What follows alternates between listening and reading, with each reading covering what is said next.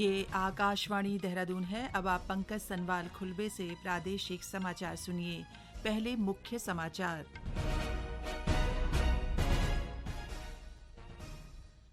प्रधानमंत्री नरेंद्र मोदी ने कहा है कि सरकार का ध्यान छोटे शहरों को आत्मनिर्भर भारत का केंद्र बनाने पर है। भाजपा के राष्ट्रीय अध्यक्ष जेपी नड्डा ने देहरादून में आज कैबिनेट मंत्रियों के साथ बैठक कर उनके विभागों के कामकाज की समीक्षा की। पुलिस महानिदेशक अशोक कुमार ने अधिकारियों को कल प्रस्तावित भारत बंद के दौरान भ्रामक सूचना फैलाने वालों के खिलाफ सख्त कार्रवाई करने के निर्देश दिए और प्रदेश भर में सशस्त्र सेना झंडा दिवस मनाया गया।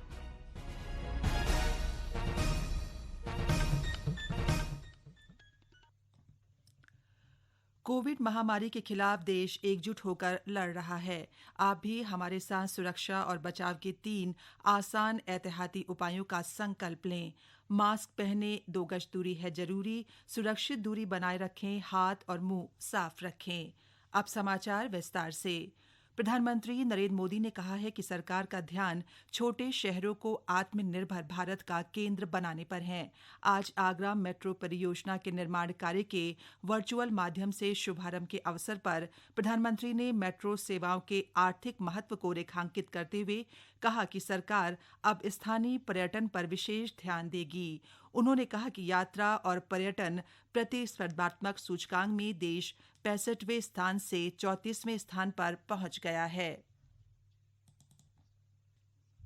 भारत अब ट्रैवल और टूरिज्म कॉम्पिटिटिवनेस इंडेक्स में 34वें नंबर पर आ गया है, जबकि 2013 में भारत इसी इंडेक्स में 65वें नंबर पर रुका पड़ा था। आज वहां से इतनी प्रगति हुई। मुझे उम्मीद है जैसे जैसे कोरोना की स्थिति सुधरती जा रही है, वैसे ही बहुत जल्द ही टूरिज्म सेक्टर की रौनक भी फिर से लौट आएगी। इस मौके पर प्रधानमंत्री ने कहा कि हर कोई कोरोना के टीके की प्रतीक्षा कर रहा है और ये प्रतीक्षा बहुत लंबी नहीं होगी। उन्होंने कहा कि हमें कोरोना से संबंधित दिशा निर्देशों का सख्ती से पालन करना होगा। इस बीच प्रदेश में आज 512 कोरोना संक्रमित मिले हैं, जबकि पिछले 24 घंटों के दौरान 471 कोरोना मरीज स्वस्थ हो गए हैं। भारतीय जनता पार्टी के राष्ट्रीय अध्यक्ष जेपी नड्डा ने अपने उत्तराखंड दौरे के चौथे और आखिरी दिन आज कैबिनेट मंत्रियों के साथ बैठक कर उनके विभागों के कामकाज की समीक्षा की। देहरादून में मंत्रिमंडल की बैठक में कैबिनेट मंत्रियों ने पार्टी राष्ट्रीय अध्यक्ष के समक्ष अपने विभागों के काम का लेखा जोखा रखा। श्री नड्डा कई कैबिनेट मंत्रियों के काम से संतुष्ट नजर आए, साथ ही उन्हें सुझाव भी दिए। कैबिनेट मंत्री हरक सिंह रावत ने कहा कि श्री नड्डा ने मंत्रियों को उनके प्रभार वाले जिलों में रात्रि प्रवास करने और भाजपा कार्यालय में बैठने के निर्देश दिए हैं। कैबिनेट मंत्री अरविंद पांडे ने कहा कि खेल विभाग की नई खेल नीति, शिक्षा विभाग में एनसीईआरटी की पुस्तकों को लागू किए जाने और 180 अटल उत्कृष्ट विद्यालय खोले जाने की राष्ट्रीय अध्यक्ष ने सराहना की। इससे पहले राष्ट्रीय अध्यक्ष ने आजीवन सहयोग निधि और कोष पद्धति के सिलसिले में बैठक ली। उन्होंने भाजपा की कोर कमेटी की बैठक के साथ ही वर्तमान राजनीतिक स्थिति और आगामी रणनीति के संबंध में भी चर्चा की। नए कृषि कानूनों को लेकर उत्पन्न गतिरोध को समाप्त करने के लिए केंद्र सरकार बुधवार को नई दिल्ली में किसानों के संगठनों के साथ छठे दौर की वार्ता करेगी। शनिवार को कृषि मंत्री नरेंद्र सिंह तोमर के साथ 5वें दौर की बातचीत में किसान संगठनों को आश्वासन दिया गया कि न्यूनतम समर्थन मूल्य जारी रखा जाएगा। उन्होंने भरोसा दिलाया कि नरेंद्र मोदी सरकार किसानों के हितों के प्रति पूरी तरह वचनबद्ध है और भविष्य में भी ये वचनबद्धता कायम रहेगी। उन्होंने आशा व्यक्त की कि किसानों का आंदोलन जल्द ही समाप्त हो जाएगा। आयुष उत्पादों के निर्यात को बढ़ावा देने के लिए वाणिज्य और उद्योग मंत्रालय और आयुष मंत्रालय ने निर्यात संवर्धन परिषद के गठन का निर्णय किया है। उद्योग और वाणिज्य मंत्री पीयूष गोयल तथा आयुष मंत्री श्रीपद नाइक ने आयुष व्यापार और उद्योग की संयुक्त समीक्षा के बाद ये फैसला किया। समीक्षा में ये भी निर्णय किया गया कि आयुष के क्षेत्र में निर्यात बढ़ाने के लिए मूल्य और गुणवत्ता को प्रतिस्पर्धी बनाने पर दोनों मंत्रालय मिलकर काम करेंगे। कृषि मंत्रालय ने बताया है कि वर्तमान खरीफ विपणन मौसम में सरकार किसानों से मौजूदा न्यूनतम समर्थन मूल्य एमएसपी योजना के तहत खरीफ फसलों की खरीद कर रही है। मौजूदा मौसम में 63,563 करोड़ रुपए से अधिक मूल्य के एमएसपी की खरीद से लगभग 32,92,000 किसानों को लाभ मिला है। मौजूदा खरीफ मौसम में उत्तराखंड, पंजाब, हरियाणा, उत्तर प्रदेश, तेलंगाना, तमिलनाडु, चंडीगढ़, जम्मू कश्मीर, केरल, गुजरात, आंध्र प्रदेश, ओडिशा, मध्य प्रदेश, महाराष्ट्र और बिहार में धान की खरीद सुचारू रूप से जारी है। मंत्रालय ने बताया कि इस वर्ष 336 लाख मीट्रिक टन धान से अधिक खरीद की जा चुकी है, जबकि पिछले वर्ष इसी अवधि में लगभग 280 लाख मीट्रिक टन धान की खरीद की गई थी। ये समाचार आप आकाशवाणी देहरादून से सुन रहे हैं। किसानों द्वारा कल प्रस्तावित भारत बंद को देखते हुए राज्य के पुलिस महानिदेशक अशोक कुमार ने पुलिस अधिकारियों के साथ आज वीडियो कॉन्फ्रेंसिंग के माध्यम से बैठक में भ्रामक सूचना फैलाने वालों के खिलाफ सख्त कार्रवाई करने के निर्देश दिए। उन्होंने गढ़वाल और कुमाऊं के परिक्षेत्र प्रभारियों और देहरादून, हरिद्वार, नैनीताल, उधम सिंह नगर, पौड़ी गढ़वाल के वरिष्ठ पुलिस अधीक्षकों के साथ शांति और कानून व्यवस्था की तैयारियों की समीक्षा की। उन्होंने सभी जिला प्रभारियों को निर्देश दिए कि लोगों से संपर्क और मीटिंग कर उनसे बंद को शांतिपूर्वक करने की अपील करें। उन्होंने ये भी सुनिश्चित करने को कहा कि जबरदस्ती बंद नहीं कराया जाए और हिंसा किसी भी रूप में बर्दाश्त नहीं की जाए।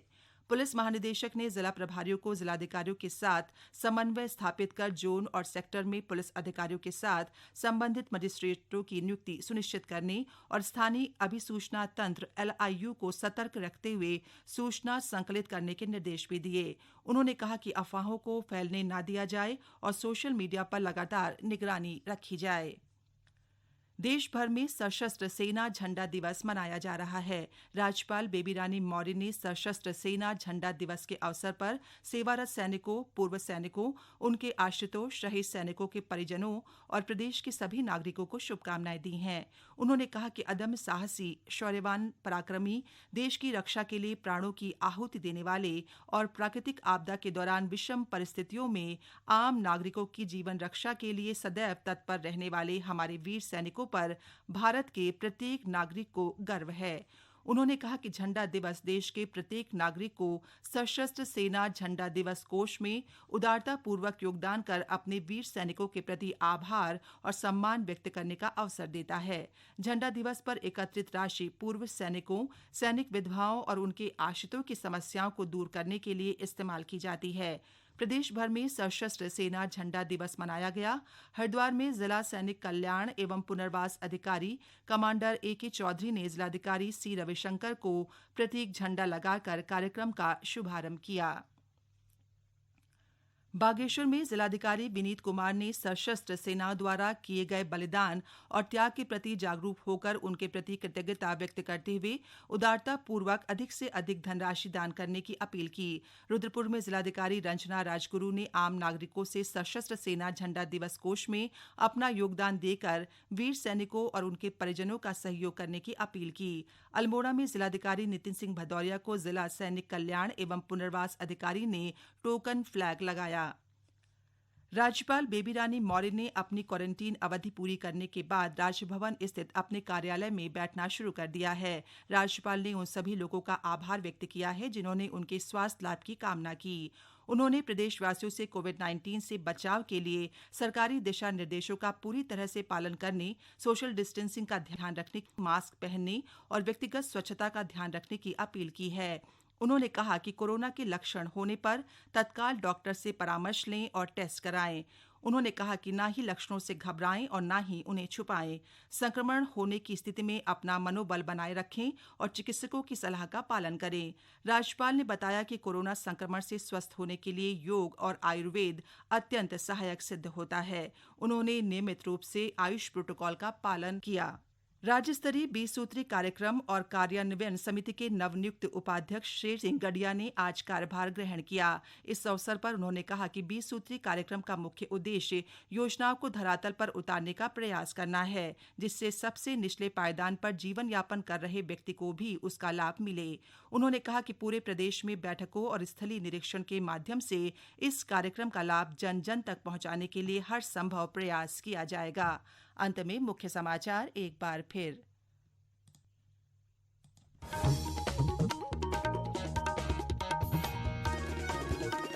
प्रधानमंत्री नरेंद्र मोदी ने कहा है कि सरकार का ध्यान छोटे शहरों को आत्मनिर्भर भारत का केंद्र बनाने पर है। भाजपा के राष्ट्रीय अध्यक्ष जेपी नड्डा ने देहरादून में आज कैबिनेट मंत्रियों के साथ बैठक कर उनके विभागों के कामकाज की समीक्षा की। पुलिस महानिदेशक अशोक कुमार ने अधिकारियों को कल प्रस्तावित भारत बंद के दौरान भ्रामक सूचना फैलाने वालों के खिलाफ सख्त कार्रवाई करने के निर्देश दिए और प्रदेश भर में सशस्त्र सेना झंडा दिवस मनाया गया। इसी के साथ प्रादेशिक समाचार समाप्त हुए। नमस्कार।